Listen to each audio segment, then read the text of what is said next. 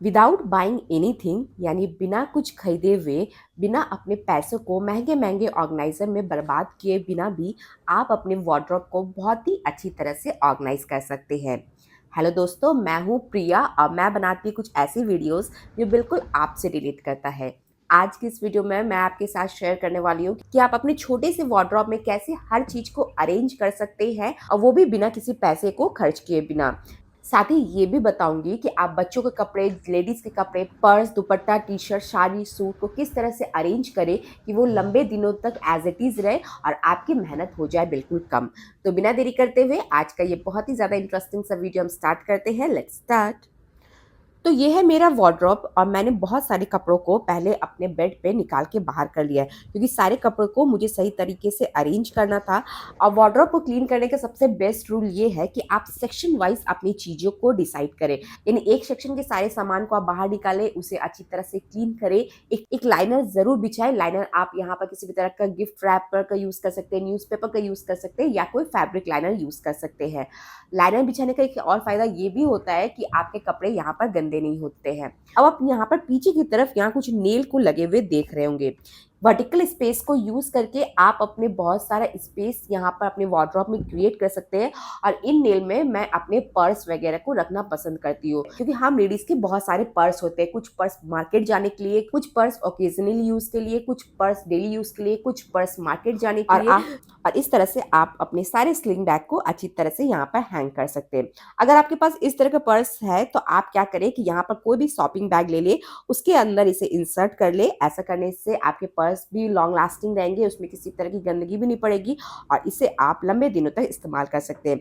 और कुछ और नेल है तो इसमें मैं अपने बेल्ट वगैरह को भी हैंग करूंगी। तो बहुत सारा स्पेस क्रिएट हो जाता है। ये सारी चीजों को रखने के लिए हमें हमेशा ही सोचना पड़ता है कि किधर रखें, और ऐसे में वर्टिकल स्पेस सबसे बेस्ट ऑप्शन है। अब क्या किया, हैंगर में अपने सारे टी शर्ट एंड शर्ट्स वगैरह को मैंने हैंग कर दिया। और जब आप रॉड में हैंगर का यूज कर रहे हो और उस सेक्शन में मैं प्रेफर करूंगी कि नीचे आप बहुत कम ही आइटम रखें। इसलिए यहाँ पर मैं अपने नाइट वेयर में पहनने वाले सारे ड्रेसेस को रखती हूँ। शॉर्ट्स हो गए, टी शर्ट हो गए, कुछ नाइट ड्रेस है तो उन सारी चीज़ों को मैं यहाँ रखूंगी। अब बात करते हैं कि हमारे जो ड्रेसेस होते हैं जो काफ़ी ज़्यादा लॉन्ग होते हैं, चाहे वो मिडी हो गया चाहे वो गाउन हो गया, उसे हम किस तरह से हैंग करें। तो यहाँ पर आप दो हैंगर ले ले, दोनों हैंगर को आप अपने ड्रेस में इस तरह से इंसर्ट कर ले और इसे अब आप आसान तरीके से हैंग कर सकते हैं। अगर आपके पास इस तरह का टैंक टॉप है या इस तरह की स्ट्रिप वाली ड्रेस है तो हैंगर में आप देख रहे होंगे कि इस तरह के यहाँ पर 3D इफेक्ट दिए ताकि ये अपनी जगह से फिसले नहीं। अगर आपके पास नॉर्मल तरीके का हैंगर है तो आप क्या करें कि यहाँ पर ग्लू गन ले ले और ग्लू गन के हेल्प से आप यहाँ पर कुछ डॉट बना ले। ऐसे में उसमें एक ग्रिप आ जाएगा और किसी भी हैंगर में इस तरह के टैंक टॉप बहुत ही परफेक्टली फिट आ जाएंगे। मेरा ये वाली ड्रेस भी लंबी थी, इसलिए मैंने दो हैंगर को यूज करके अच्छी तरह से यहाँ पर इसे अरेंज कर लिया है। तो ये वाला सेक्शन कंप्लीट हो गया। अब बज गए हैं 11:15। मुझे आरव को लाने जाना है स्कूल, क्योंकि हम लेडीज के बहुत सारे काम होते हैं, हमें हर तरफ अपना ध्यान देना पड़ता है। घर का हर एक एक कोना आपकी डिमांड करता है, तो चीज़ों को मैनेज बस आपके ऊपर ही है। और आरव के आ जाने के बाद उसे उसे खाना मैंने खिला दिया है और वो चल गया है सोने के लिए। वापस से काम पे आ जाएंगे। तो मेरे कुछ और हैंगर भी इस तरह के थे तो सारे में मैंने ग्रिप बना दिया है। अब आ जाते हैं बच्चों के सेक्शन में। यहाँ पर मैंने आरव का सेक्शन लिया है और उसके जितने सारे टी शर्ट वगैरह हैं उसे मैं इस तरह से फोल्ड करूंगी। ये वाली फोल्डिंग टेक्निक बहुत ही इजी है और ऐसे में आपके कपड़े काफी ज्यादा नीट एंड क्लीन लगते हैं, आप देख सकते हैं। और जैसे कि मैंने कहा कि मैं अपने वार्डरोब को ऑर्गेनाइज करने के लिए किसी भी तरह के पैसों को खर्च नहीं करूंगी, यानी बिना महंगे ऑर्गेनाइजर का यूज किए बिना भी मैं आपको सारी चीजें अरेंज करके दिखाऊंगी। यहाँ पर मैंने जूते का एक डब्बा लिया है जिसे मैंने एक रैपिंग पेपर से रैप कर दिया है और आप देख सकते हैं। और इस डब्बे में मैं आरव के वो सारे कपड़े रखूंगी जो वो ओकेजनली पहनता है, यानी जब किसी बर्थडे में जाना हो, पार्टी वेयर में जाना हो, कोई ओकेजन हो तो तभी वो इन सारी टी शर्ट को पहनता है और जिसे रखना मेरे लिए यहाँ पर काफी ज्यादा ईजी हो जाता है। तो आरव के सेक्शन भी मैंने अच्छी तरह से साफ कर लिया। एक टॉवेल यहाँ बिछा दिया एज ए लाइनर और उसके बाद मैंने ये वाले बास्केट को यहाँ पर रख दिया है। अब आ जाते हैं जो नॉर्मल बच्चे कपड़े पहनते हैं डेली वेयर में, उसे हम किस तरह से फ़ोल्ड करें। अगर आप ऑर्गेनाइज़र यूज़ नहीं करते हैं, तो अब आपको अपनी फ़ोल्डिंग टेक्निक पे थोड़ा-सा ध्यान देने की ज़रूरत है। आप देख सकते हैं कि मैंने टी-शर्ट को एक तरफ इस तरह से फ़ोल्ड किया है और इस तरफ मैं इसे इस तरह से इंसर्ट कर दूँगी। यानी एनवेलप का हमें अपने टी-शर्ट में शेप देना है, जिससे वो नीट एंड क्लीन नज़र आए। अगर कभी ज़रूरत पड़ती है, जब हम नीचे की टी-शर्ट निकालते हैं, तब क्या होता है, अगर आपकी फ़ोल्डिंग टेक्निक सही है, तब आपके ऊपर के किसी भी तरह के टी-शर्ट डिस्टर्ब नहीं होते। ना तो वो गिरेंगे और ना ही वो खुलेंगे। तो इस तरह से मैंने आरव के जो डेली वेयर में पहनने वाले टी-शर्ट एंड शर्ट्स हैं, उसे अच्छी तरह से यहाँ पे फ़ोल्ड कर लिया है और इसे मैं अपनी जगह पे रख दूँगी। सामने की तरफ रखा है क्योंकि ये डेली वेयर में यूज़ आते हैं।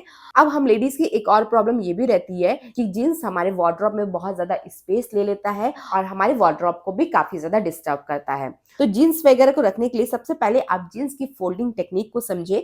आप इस तरह से जीन्स को यहाँ पर फैला लें, चाहे वो जेंट्स का हो, चाहे वो लेडीज़ का हो, और इसे एक तरफ इस तरह से फ़ोल्ड करके आप उसे रोल आउट कर दें।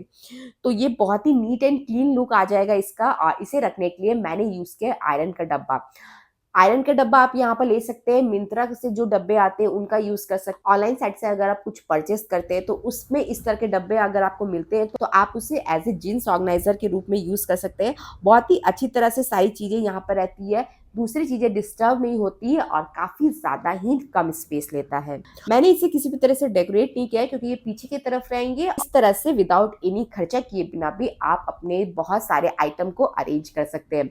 ये वाला जो ऑर्गेनाइज़र मैंने बहुत पहले आप लोग को डीआईवाई करके दिखाया था। ये एरियल डिटर्जेंट का डब्बा है, जिसे मैंने आइसक्रीम स्टिक और थोड़े से जूट रोप से कवर करके बहुत ही अच्छा एक ऑर्गेनाइज़र बनाया था। इसमें मैं आरव के पैंट्स एंड जीन्स वगैरह को रखती हूँ। तो ये देखिए, बिना खर्चा किए बिना भी ये सेक्शन हमारा कंप्लीटली ऑर्गेनाइज्ड हो चुका है।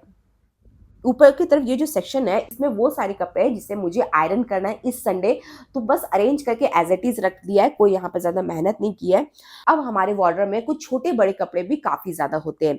उसे ऑर्गेनाइज करने के लिए मैंने इस तरह का टी कप सेट का डब्बा लिया है।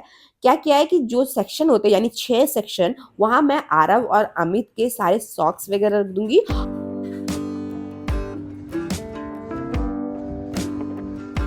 और ये जो प्लेट वाली सेक्शन है, यहाँ पर मैं सारे हैंकीज वगैरह रखूंगी। तो सॉक्स भी अरेंज हो गए, हैंकी भी अरेंज हो गई, और इसे मैं अपने ड्रॉवर में अरेंज करूंगी। ड्रॉवर में भी मैंने एक लाइनर को बिछा के रखा है, अब बस इसे वहां पर लगा देंगे। अब ये तो था डब्बा, और इसकी जो लीड होती है उसे भी हम यूज करेंगे। आप देख सकते हैं यहाँ पर मैंने जूट रोप से इसे कवर कर दिया है। डीआईवाई मेरे पहले वीडियोस में आप देख सकते हैं। और यहाँ पर मैंने आइसक्रीम स्टिक से थोड़े से सेक्शन इसके बना दिए। इसमें मैं आरव के जितने भी अंडर गारमेंट्स होते हैं, 5 सेक्शन मैंने बनाया है, तो 5 उसके लगभग अंडर गारमेंट्स वगैरह हैं। तो इस तरह से चीजें काफी ज्यादा ऑर्गेनाइज हो जाती है। और इधर आगे की तरफ जो हैंड टॉवल्स होते हैं और टॉवल्स वगैरह होते हैं, उन्हें मैंने लगा दिया है। तो ये ड्रॉवर भी कंप्लीटली ऑर्गेनाइज हो गया है। चलिए अब हम बात करते हैं थोड़ी साड़ी एंड सूट्स के बारे में। साड़ी को मैंने, ये जो आप मेरी सिल्क की साड़ी देख रहे हैं, ये इसे मैं डब्बे में करके रखती हूँ, इस तरह के डब्बे में करके, ताकि ये कंप्लीटली ऑर्गेनाइज रहे। बाकी साड़ी को, ये जो साड़ी है, इसके अंदर इसका पेटीकोट एंड ब्लाउज को रख के मैं एक पिलो कवर के अंदर इसे अरेंज करके रखती हूँ, क्योंकि मैं साड़ी काफी ज्यादा कम पहनती हूँ, और अगर हम साड़ी को बाहर रखेंगे या हैंग करके रखेंगे तो काफी ज्यादा वो गंदे भी हो जाते हैं। तो इसलिए पिलो कवर को एज ए साड़ी कवर बना के मैंने इसे अरेंज कर दिया है। और जब मैं सारी चीजों को अरेंज कर रही थी, तो मुझे इस तरह का एक कैरी बैग मिला। सोचा कि क्या है, तो देखा कि मैंने इसमें लिखा हुआ है कि जन्माष्टमी कॉस्ट्यूम है। ये आरव का जन्माष्टमी कॉस्ट्यूम है। पिछले साल हमने खरीदा था, बहुत ही अच्छी तरह से मैंने अरेंज करके रखा है, जो इस साल बहुत ही काम आ जाएगी। तो साड़ी अरेंज हो गई। चलिए अब हम चलते हैं सूट की तरफ। सूट को भी अरेंज करने का सेम तरीका है कि सूट के अंदर आपको जो इसका सलवार होता है, जो इसकी चुनर होती है, आप उसी के अंदर रखें, ताकि जब आप चीजों को ले तो सारी चीजें आपको एक जगह मिले। और ये चीज आप कुर्ती एंड प्लाजो के साथ भी जरूर अप्लाई करें। अगर आपके कपड़े आयरन नहीं भी है, तो भी आप इस तरह से चीजों को रखें, क्योंकि जब क्या होगा, आयरन करने आप जाओगे या आपको पहनना होगा, तो कभी आपको ये प्रॉब्लम ना हो कि इसका प्लाजो कहाँ है, इसकी पैंट कहाँ है, इसकी कुर्ती कहाँ है। तो इस तरह से मैंने अपने सारे सलवार सूट एंड कुर्ती वगैरह को अरेंज कर दिया है, और इसे मैं लाइन बाय लाइन लगा दूंगी। एक तरफ मैं जब आरव को स्कूल लेने जाती हूँ उसमें पहनने वाले कपड़े हैं, एक तरफ मार्केट जाती हूँ तो उस साइड पहनने वाले कपड़े हैं। लेगिंग्स वगैरह थी तो उसे भी मैंने साइड में एक तरफ करके रख दिया, और एक सेक्शन पूरी तरह से सलवार सूट की है। तो कपड़ों के बीच आप लगभग 3 इंच का गैप रखिए ताकि कोई भी कपड़े एक दूसरे के कारण डिस्टर्ब ना हो। सो दैट्स ऑल, हमारा वार्डरोब कंप्लीट ऑर्गेनाइज हो गया। हर सेक्शन को मैंने बहुत ही बारीकी से ऑर्गेनाइज किया है, ऐसा ऑर्गेनाइज किया है कि ये लंबे दिनों तक एज इट इज मुझे किसी भी तरह की प्रॉब्लम ना हो। एंड द मोर इम्पोर्टेंट बात कि इतना सारा ऑर्गेनाइजेशन हमने विदाउट एनी खर्चा किए बिना यानी विदाउट एनी फैंसी ऑर्गेनाइजर के किया है। तो अगर आपको मेरी ये वीडियो पसंद आई हो तो जाते जाते इस वीडियो को लाइक करना ना भूले, अपनी फैमिली एंड फ्रेंड्स तक इस वीडियो को जरूर पहुंचाएं, क्योंकि हम हर चीज के लिए हर तरह के ऑर्गेनाइजर नहीं खरीद सकते, ये बात कंप्लीटली सच है। तो उनके लिए ये वीडियो काफी ज्यादा यूजफुल होने वाला है। चलिए, मैं प्रिया आप लोग से फिर से मिलूंगी न्यू वीडियोस के साथ, यूजफुल वीडियोस के साथ। तब तक के लिए बाय बाय।